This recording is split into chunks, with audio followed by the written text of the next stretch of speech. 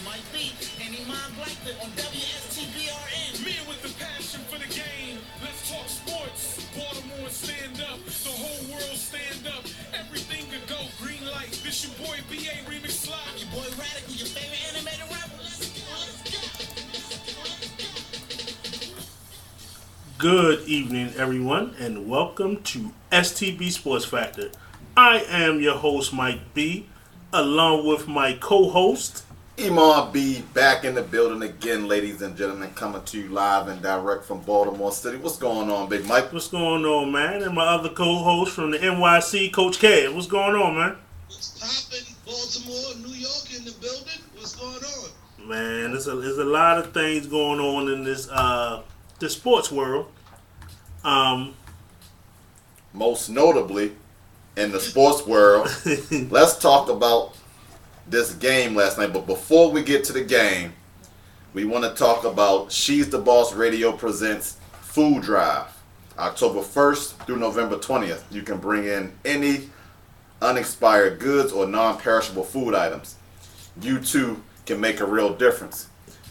You can drop stuff off at Rainbow, which is at 2407 Frederick Avenue. What else we got? Where other places you can drop got this Renner off? Center. Renner Center.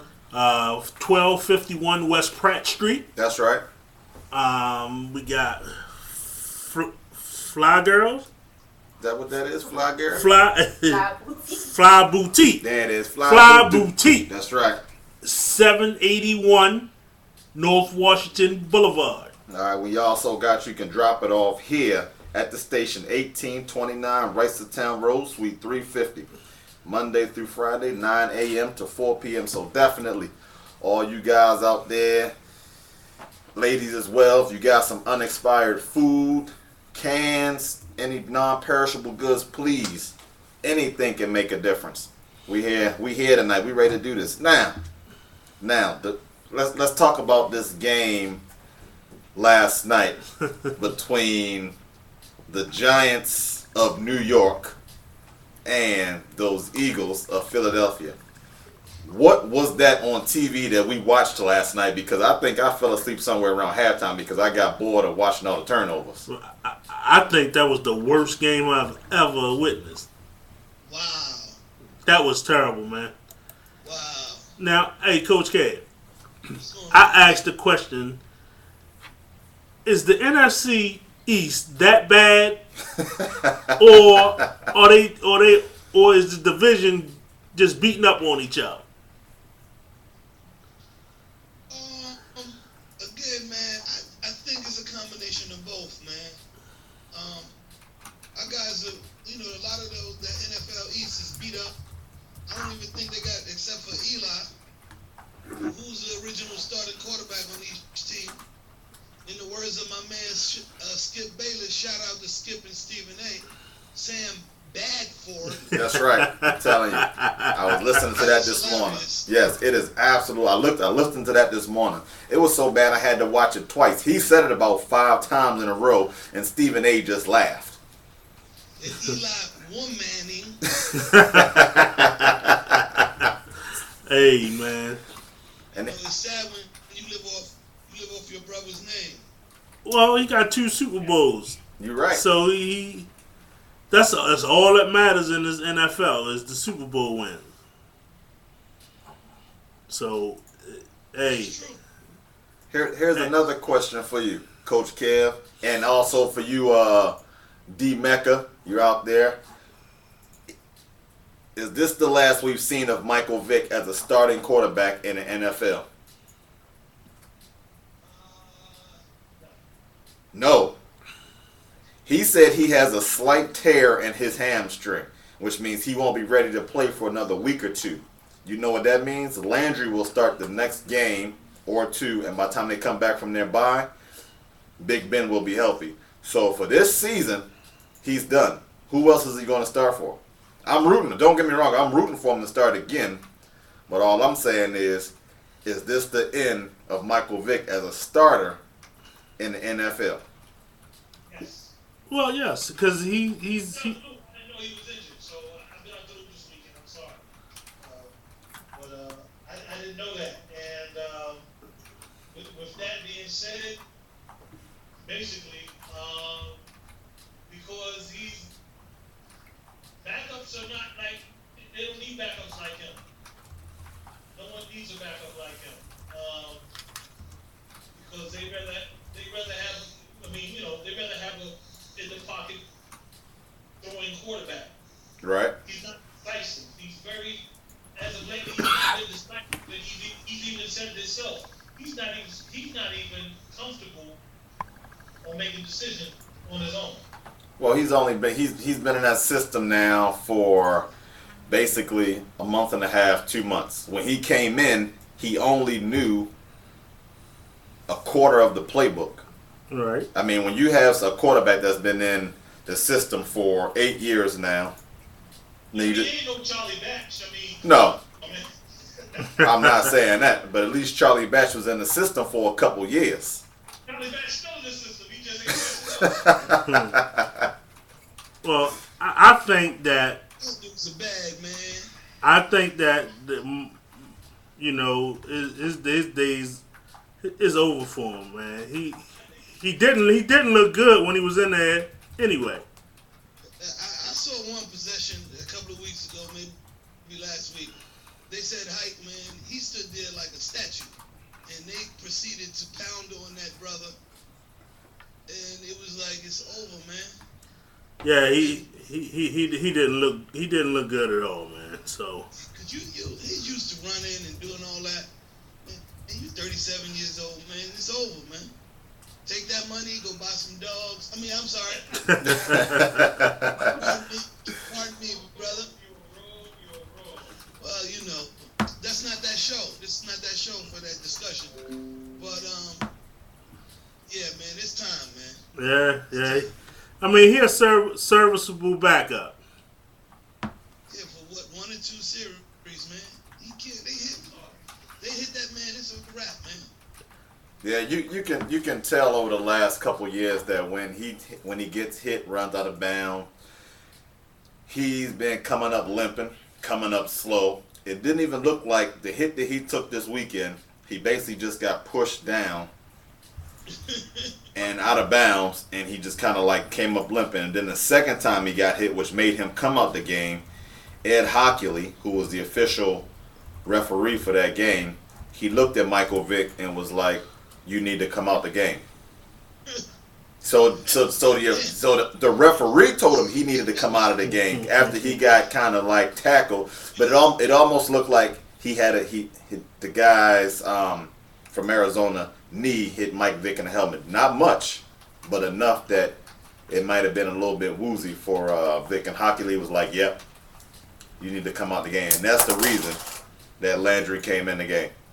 Wow, that's something. Now, I saw something interesting, Coach Kev. Now, I was watching something on the internet, and it had Michael Jordan when he was with the Wizards, and it had a referee that he was talking to, and the referee called a foul on somebody. And Michael Jordan said, no, he didn't do that. So the referee came to Michael Jordan and said, Michael, if you said it, I believe you. He didn't do it. And I thought that was interesting, man. Because you called the foul on somebody. Evidently, you thought he did it. But then when Michael Jordan said that he didn't do it, then you changed your mind. You said, Michael, if you said it. He made the call. I saw that one, what you're talking about. Yes. I think a lot of times referees talk to these guys to pacify them. But maybe Michael can control his livelihood. Michael was the cash cow. Yeah, I just thought that was interesting, the way, the way superstars control the game. Oh, without question. Without question. I remember, I had coached we call it Unlimited Grown Man's League up here. And one of my boys was refereeing, and one of my guys was like, yo, man, he made a bad call. So my boy rolled over to me. He said, "Yo, he took a bad shot." I ain't say nothing. Term. I was dying laughing. Okay. Referee alone. But you know, a lot of times, what I get mad at is the referees think they're bigger than the game. Right. And I tell the referee all the time, I might got a couple of texts behind this. Yo, man, nobody came here to see you ref the game, man. Right. Nobody goes to the game going, yo, I'm going to watch the ref. Not a soul. Well, hey, Coach K. Yes, sir. Now I know you coach girls basketball, right? Yes, I do. Now, why do you like coaching the girls more than the boys? And if you do, why? Okay. The girls, boys and girls is definitely different. Although one official told me one time, the first time I coached girls, I said, man, it's going to be rough. He said the only thing that's different between girls and boys basketball is girls go to the bathroom different. And I just started laughing. Okay. Well, I can't use that language on the air. But I like girls. I like coaching girls because they listen a little more. There's not a lot of talk back. They're willing to respond to what you're asking them to do on the court. And if you get a group of good guys that have a knowledge of the game, it becomes a little easier. But I coach high school, and I just left my high school tryouts, and Mecca asked me how it go, and I said I threw up about 12 times. Looking at that, basketball in New York has definitely changed. You guys down in Baltimore might get us a game or two now, but these dudes up here is bad. It's bad, man. I wouldn't even want to bring a team down there, man. Y'all not gonna be blowing us out and then taking me to the Waffle House. Right. Do you feel that the young ladies are more fundamentally sound than a lot of the guys that you're coaching, right? One of the things I tell my guys to do is watch women's college basketball. Is because women, you know, they can't dunk, so it's not as athletic.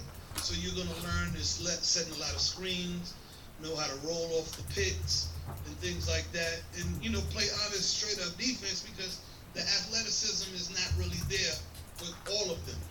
You know, you have your Brittany Griners and a couple of other young ladies that are, you know, athletic, but you know, on the whole, it's more so fundamentally sound basketball.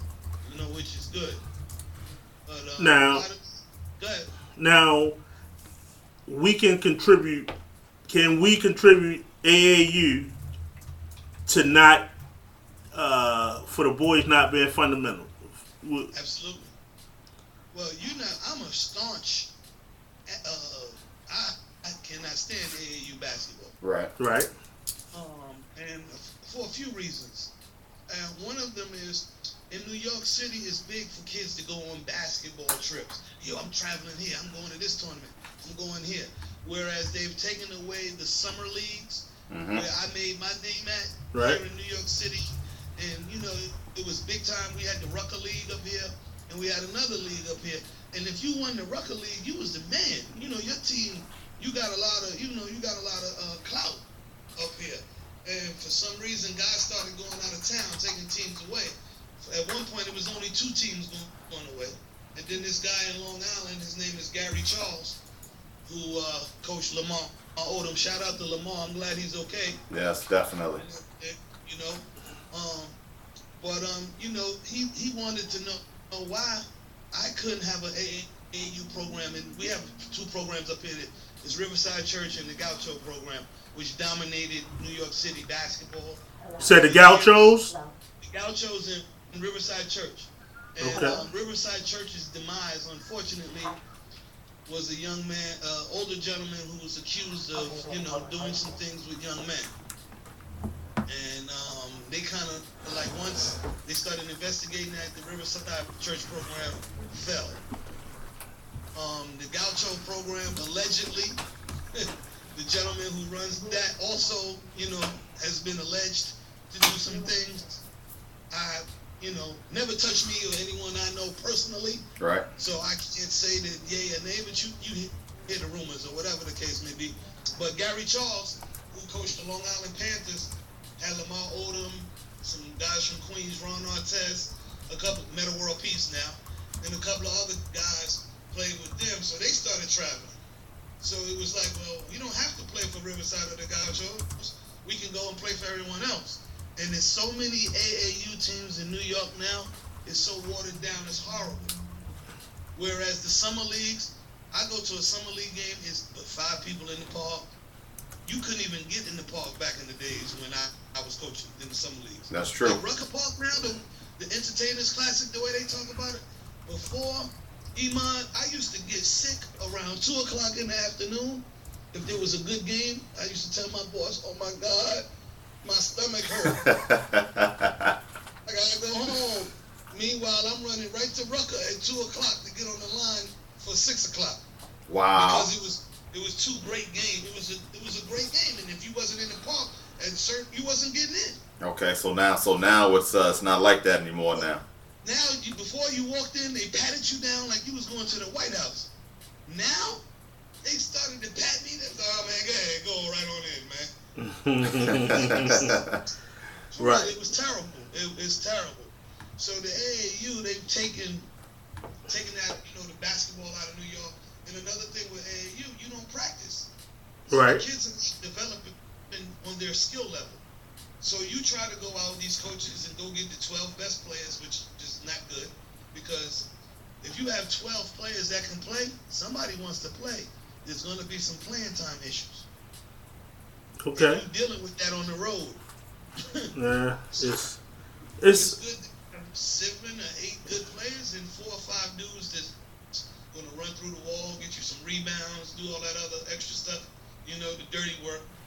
But and then it costs too much. Right. right. Just here in New York, I said, why we don't do something here in New York? Why are we spending all this money to go out there to get a T-shirt, and if you don't finish in your pool, you're not getting nothing out of it? Right. And then the other thing with traveling, these kids might not never see these places they're going to again. So when I traveled, we went to D.C., and we might have played early Saturday morning, but Saturday afternoon, we was going to the Washington Monument, we was going to the Smithsonian, we was doing all of these things that these kids need to see about. It's bigger than basketball. Right. For me, and I've been coaching a long time, I got 2 kids that played pro. Right. The young lady that played, I knew she had an opportunity to play professional. But the other young man, I never thought he'd play 10 years in the NBA. There's no way. Royal Ivy is his name. Royal Ivy. University of Texas. Yeah. Yeah. Well, I know. And he was 11 and 12 years old. His Right. father was my guy. I used to bring him from Queens all the time. Okay. And I love him. That's my guy. Shout out to Royal. He's coaching in the D-League now with the Oklahoma City Thunder team. Okay. So he's doing big things, and I'm proud of him. And I'm happy for him. And I'm not saying he probably would have never admit that he didn't think that he'd be in the league, because you want to be confident. But I wouldn't. I'm telling you, I tell him I never thought that, bro. Right. Yeah. So Hey, I got something for you, Coach Cad. Steph, I got something for you. hey, brother. We just talked about him last week. Okay. My man, Akil Carr, Gil Carr. got signed by the Houston Rockets. That's fine. Is he gonna play? Because they got Patrick Beverly, Right. They got Ty Ty Lawson. Lawson, and he looked pretty good last night. Right. He lose some weight. I didn't see the game. He was shooting. He was shooting threes. He's always been a decent 3-point shooter, but he has so many shooters on the team that he was never, constantly shooting like that. But he hit a couple last night. But then again, this is the preseason, and that means you just out there with the second and third string team just running around and get exercise for the season that starts next Thursday night. That's right. Let's do it, baby. But this is my take on it. All you can ask for is a chance. That's it. That's all you can ask for. Now, what's going to happen probably to him, he probably going to go to the D-League. Right. And if Ty Lawson or Beverly so happen to go down, he might get a chance to come up. Who else is on their team? Who else they got? Who's the other guards? for the Houston Rockets. Yeah. I mean, how many guys do you need with the team that they got? I mean, if you look at let's take a look at the roster. They got Patrick Beverly, they got Corey Brewer, Will Cummings, James Harden. You got Ty Lawson, Denzel Livingston, KJ McDaniels, Jason Terry, and Marcus Thompson. Either shooting guards or point guards. Wow. He's not going to play over Jason Terry. No. Nope. He's not going to play over Ty Lawson. And No. Patrick Beverly, he's that dude that you love him if he was on your team and you hate him if he's not. Right. Well, He's that dude who's going to guard you from the baseline to baseline. You walk into the bench, he guarding you. You come out the locker room, he checking you. Yo, I like those kind of kids if those dudes if they're on my team. I hate playing against those kind of cats. Exactly. well, I mean, this could also be an audition for another team. It's true. I mean, just to get a chance, another shot at playing in the NBA is a blessing to him. Listen, man, I agree totally, man. I mean, just to have, like you said, to have that opportunity to live your dream is beautiful, man. But a lot of times, a lot of guys get caught up in the dream and forget what made you get to where you were at. And you know what? That's interesting that you bring that up. That is very interesting about the dream, because in studio tonight, we are going to have our guest, Mr. Earl Jackson, professional basketball player. You know, we're gonna bring him in here in a little bit, and we're gonna talk about his book, Spirit of Perseverance. We're gonna talk about that book and how he was like, okay, you know, I can either do one thing, or here's this opportunity of basketball that presented itself to play overseas, and he took that opportunity, and now he's playing overseas. You know, so we're gonna in a little bit we're gonna get to him. I know he's in the building, so we're gonna talk to him a little bit. But first, you know, hold your thoughts. We need to take a quick commercial break. Have some of these sponsors pay our bills. We gotta get that air conditioning and fried chicken up there in these buildings and everything, especially up there in New York. We can bring some baked bird in here. Yeah, we can bring that baked bird in there. Yeah. But yeah, let's take a commercial break, and when we come back, we're gonna talk to Mr. Jackson, and we're gonna keep this conversation